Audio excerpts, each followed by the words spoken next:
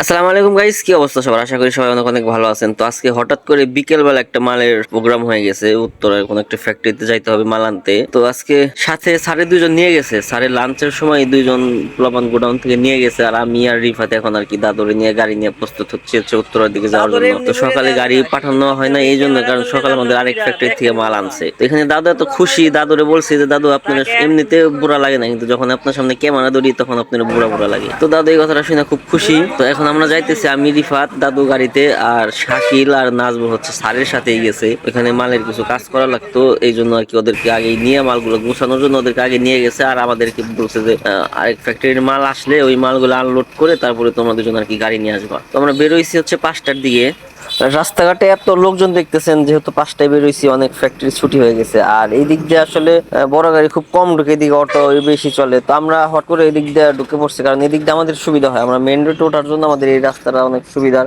কারণ যদি আমরা চান্দরাতে ঘুরে আসতে যাই, চান্দরাতে ঘুরে এখন মেন রোডের যে জায়গায় উঠবো, এই জায়গায় আসতে চান্দরা থেকে এই পর্যন্ত আসতে 20 মিনিট লাগবে, কারণ স্ট্যান্ড পার হয়ে অনেক লোকাল গাড়ি টাড়ি আছে। তো এই জন্য আমরা আর কি একটু কষ্ট হইলো, আমরা চিপা চাপা দিয়ে আর কি মেন রোডের একবারে ফায়ার সার্ভিস উঠতেছি। এখন ওই যে বড় বড় গাড়িগুলো যাইতেছে, এটা হচ্ছে আমাদের মেন রোড। আমরা এখন আর কি ডাইনামামে খেয়াল করে মেন রোড উঠে যাব।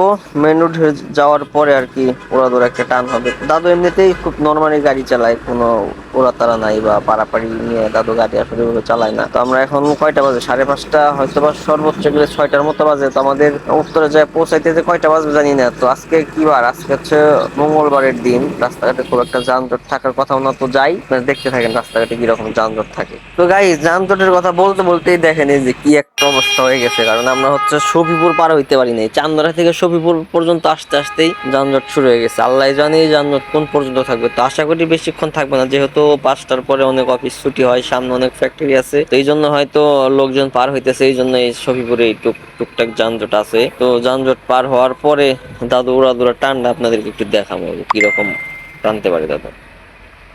গাইজ, দেখতে দেখতে আমরা আর কি সফিপুর পার হয়ে গেছি, যেটা ভাবছিলাম ওইটাই। তো ওইখানে কিছু ফ্যাক্টরিতে ছুটি হয়েছিল, ফ্যাক্টরিতে ছুটি হওয়ার কারণে ওই আপনার সিকিউরিটিরা হচ্ছে ওই লোকজনগুলো পার করে দিতেছিল গাড়ি থামায় থামায়, এই জন্য এখানে আর কি যানজট হয়ে যায়। তো দাদু পার হয়ে এসে যে দাদুর ওরা টান, খুব বেশিক্ষণ যে টানতে পারছে তা না, 10-15 মিনিটে আমরা চৌরাস্তা পার হয়ে চৌরাস্তা থেকে যখন উত্তরার দিকে ঢুকছি, এই যে শুরু হয়ে গেছে আমাদের যানজট। তো আমরা এই যানজটে প্রায় 1 ঘন্টা সময় লাগছে আমাদেরকে, আমাদের যে মানে নির্দিষ্ট যে গন্তব্য ছিল আমরা যেখানে যাওয়ার জন্য আর কি।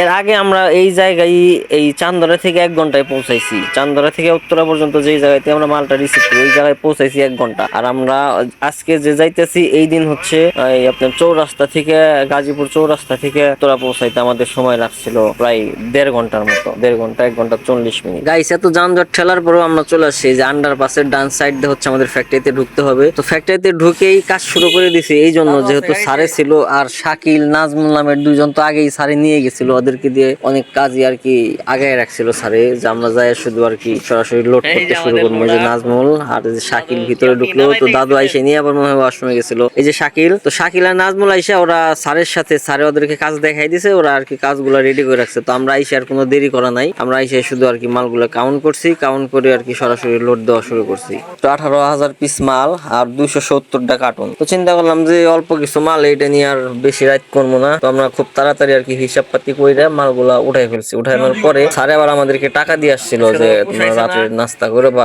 খাওয়ার দরকার মনে হলে তোমরা খাওয়া দাওয়া করে নিও। স্যার আমাদেরকে টাকা দিয়ে আসছিল। আমরা সবকিছু আর কি কমপ্লিট করে হাত মুখ ধুয়ে আমরা হোটেলে আসছিলাম যে খাওয়া দাওয়া করি। তো রাত যেহেতু অনেক হয়ে গেছে, 10টা 10:30টার মতো বাজে, হোটেলে ওই রকম কোনো খাবার নাই। তো একটা হোটেলে খোলা আছে, তো আমাদেরকে দেখে যেহেতু আমরা 4-5 জন মানুষ, বললো যে মামারা বসেন, আপনাদেরকে নতুন করে রুটি ভাইজে দিতেছি। সবকিছু আর কি মোটামুটি বন্ধ হয়ে গেছে। তো আমাদেরকে মামা 2টা করে রুটি দিল, ডাউল দিল, ডিম দিল। তো আমরা আর কি খাওয়া দাওয়া করে সবাই যার যার মতো, যার যেটা ভালো লাগে সে সেটাই খাইছে। আমাদের আসলে ওই রকম কোনো বাধ্যতামূলক নাই যে কোম্পানি তোমার এইটাই দিছে তোমার এটাই খাইতে হবে। কোম্পানি একটা বাজেট দিয়ে দেয় যে এর মধ্যে যে যা খাই খাক। তো আমাদেরকে যে বাজেট দিছিল আমরা ওই অনুযায়ী আর কি সবাই খাওয়া দাওয়া করে আর কি রওনা দিই। আর দাদু একটু মেজাজ গরম ছিল, পরে আর কোনো ভিডিও করা হয় না। এই জন্যই যে আমাদেরকে দাদু সময় দিছিল যে আধা ঘন্টার মধ্যে খায়। আমরা যেহেতু তোর সেক্টরের ভিতর আমরা যে দিক দিয়ে ঢুকছি ওই দিক দিয়ে বেরোইতে পারি নাই, বা আমরা আমাদের গাড়ি যেখানে রাইখে গেছি আমরা ওইখানে আর যাইতে পারি নাই, কারণ গাড়ি যেখানে রাখছে ওইখানে যাইতে হইলে কয়েকটা গেট পার হয়ে যাইতে হয়। তো রাত্রে 11টা বাজে, 11:30 বাজে গেছে যেহেতু আমাদের খাওয়া দাওয়া করে